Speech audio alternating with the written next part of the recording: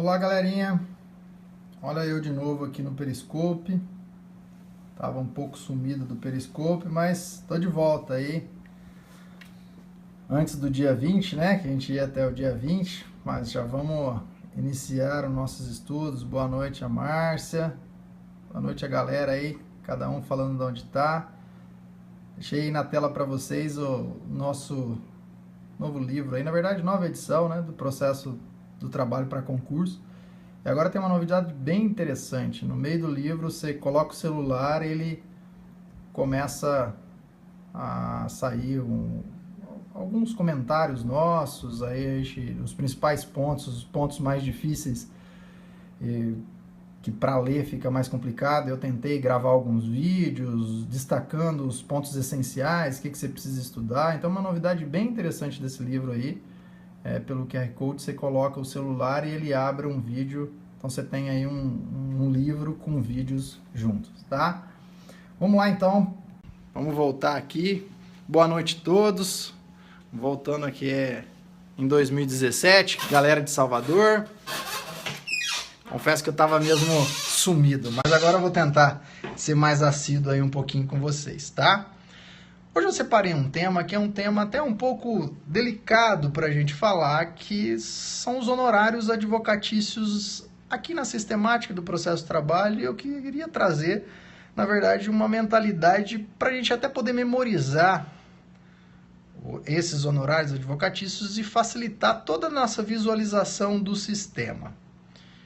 Por quê? Quando nós falamos de honorários advocatícios, nós precisamos analisar os honorários advocatícios. Ora, honorários sucumbenciais, ora, os honorários assistenciais. O que são os honorários advocatícios sucumbenciais? Como o próprio nome já diz, são aqueles que decorrem da sucumbência.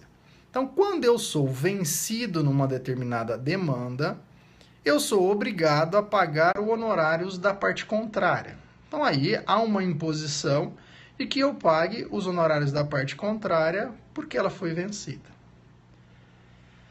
Mas eu tenho também os chamados honorários assistenciais. E o que são os honorários assistenciais? Quando eu não tenho a capacidade de arcar com as despesas do processo, eu vou ser beneficiário da justiça gratuita. Então, eu não preciso pagar as despesas processuais. Mas pode acontecer de eu não ter condição de arcar com os honorários do meu próprio advogado. Então, lá eu vou num escritório e não tenho condição de arcar com a despesa ali dos honorários daquele advogado. Não tenho como eu contratá-lo ali e ficar prejudicado. Quando a gente vai lá no processo civil, essa atividade de assistência judiciária gratuita é feita por quem? Como regra, é pela Defensoria Pública, então você é encaminhado para a Defensoria Pública, ou é feito pelo próprio OAB num convênio. Então, eles têm um convênio lá, nomeia o advogado recebe do convênio esses honorários. Aqui no processo do trabalho é diferente. Aqui no processo do trabalho, essa assistência judiciária gratuita, ela é feita pelo próprio sindicato. Então, o sindicato, teoricamente, deveria prestar essa assistência gratuitamente aos trabalhadores. Então, aqui, quando eu tenho lá um beneficiário da justiça gratuita e se ele é assistido pelo sindicato, a gente tem o que nós chamamos de assistência judiciária gratuita. E como o sindicato está prestando um serviço gratuito, ele deve ser recomposto. Ele deve ser retribuído por esse serviço gratuito. E aí, quem que faz essa retribuição? A parte contrária. Então, aqui no processo do trabalho, a gente mistura honorários de sucumbência e honorários assistenciais. Por quê? A parte contrária vai ser obrigada a pagar os honorários não para o advogado, mas para o sindicato, porque ele, teoricamente, trabalhou de graça. Quando a gente fala de honorários sucumbenciais, que são aqueles principalmente do processo civil, os honorários sucumbenciais vão para o advogado da parte contrária, é um direito alimentar do advogado e assim sucessivamente.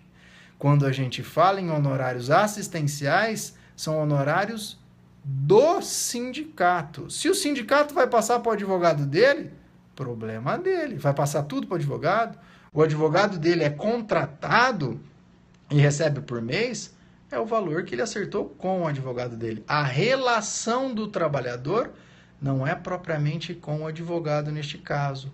A relação do trabalhador é com o sindicato. Perceba então a grande diferença que a gente tem dos honorários assistenciais para os honorários sucumbenciais. E aí, quando a gente vai falar nos honorários assistenciais, eu disse a vocês que para que ele seja concedido, e o TST na súmula 219 diz isso, diz que a pessoa tem que ser beneficiária da justiça gratuita, ou seja, não pode arcar com as despesas do processo, e ela tem que ser assistida pelo sindicato. Então, a gente soma esses dois requisitos, aí eu vou ter os honorários assistenciais. Antigamente, como nós falávamos de benefício da justiça gratuita, todo esse regramento vinha na Lei 1050 de 60. E lá a lei vinha e falava o seguinte, olha, nesses casos, os honorários são de 15%. Só que veio o novo CPC e revogou a maioria dos dispositivos da Lei 1050 de 60, inclusive esse dispositivo que fala de 15%. E aí a gente ficou sem um parâmetro para estabelecer os honorários periciais. Aí veio o TST e disse, olha, por analogia, nós vamos no mais próximo. E no mais próximo são os honorários sucumbenciais que estão lá no CPC. De modo, então, que hoje em dia, os honorários assistenciais, a gente se vale lá daquele percentual de 10% a 20% do valor da condenação, ou lá do próprio valor da causa, quando não tem um valor da condenação, ou do proveito econômico. Então, são essas as sistemáticas que a gente tem aí dos honorários assistenciais totalmente diferente. Mas aí vem o TST em alguns pontos e fala, olha, em alguns casos, nós vamos também conceder os honorários sucumbenciais. Como regra, esses honorários sucumbenciais vão ser concedidos em que hipótese? Quando eu não posso me valer do juspostulante. Porque aqui no processo de trabalho a gente não concede honorários sucumbenciais por dois fundamentos. Primeiro porque eu tenho juspostulante, então eu posso ir sem ter advogado. É uma hipocrisia, mas é o fundamento utilizado. E segundo porque se eu não quiser me valer do juspostulante, eu posso me valer do sindicato por meio de uma assistência. Então, por esses dois fundamentos, eu não tenho os honorários sucumbenciais. Mas, em algumas hipóteses, eu não posso me valer do juspostulante. O próprio TST, na súmula 425, diz isso. Ele vem e fala, olha, na ação rescisória, eu não posso me valer do juspostulante.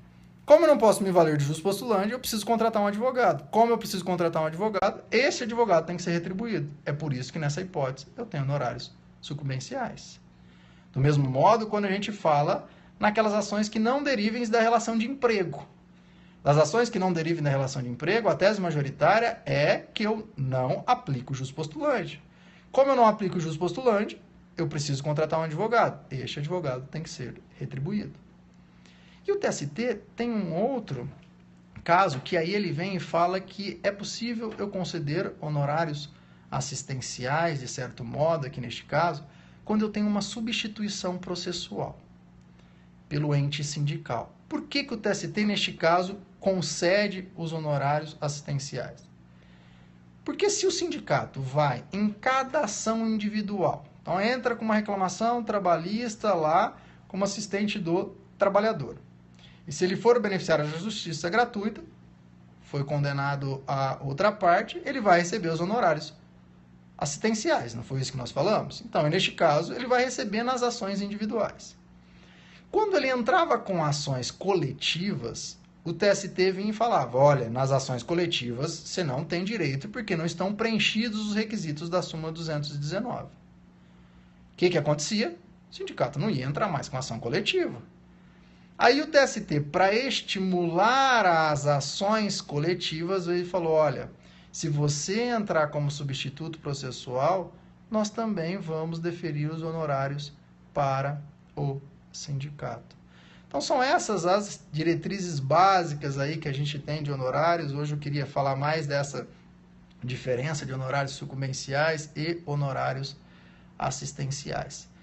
Da próxima vez eu até entro aqui nos honorários da Fazenda Pública, o TST, quanto aos honorários da Fazenda Pública, ele veio e admitiu ali, quando a Fazenda Pública é condenada, a gente aplicar aquela porcentagem lá do próprio CPC, tá?